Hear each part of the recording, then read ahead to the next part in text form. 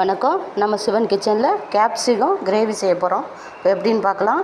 இங்கே பாருங்கள், ஒரு பெரிய கேப்சிகம் ஒன்று அரிஞ்சு வச்சுட்டோம்.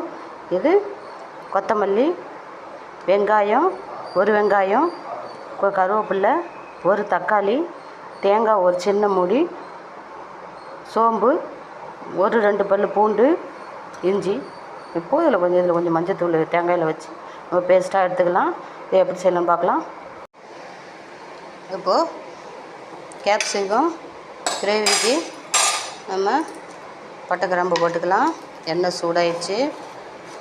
இப்போது கருவேப்பிலை போட்டுக்கலாம்.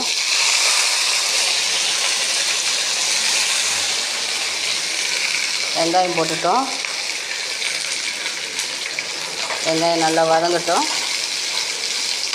இப்போ உப்பு மஞ்சத்தூள் போட்டுட்டோம். வெங்காயம் வதங்கிட்டு இப்போ உப்பு சேர்த்துக்கலாம். தேவையான அளவு உப்பு சேர்த்துட்டோம். இப்போ இதை வதக்கிட்டோம் நல்லா.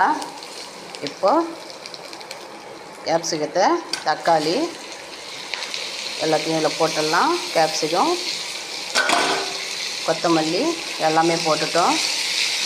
லேசாக ஒரு வதக்கிக்கலாம். இது வதங்க வேணாம், பச்சை நேரமாக இருந்தால் தான் நல்லாயிருக்கும்.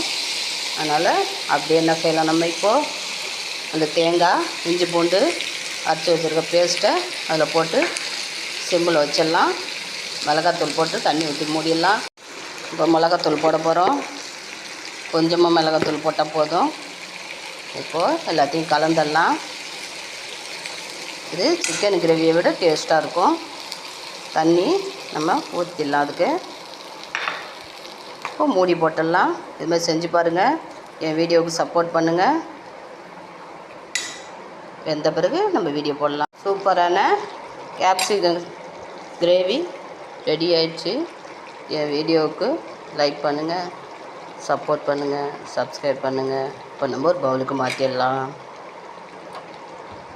Capsicum gravy ready.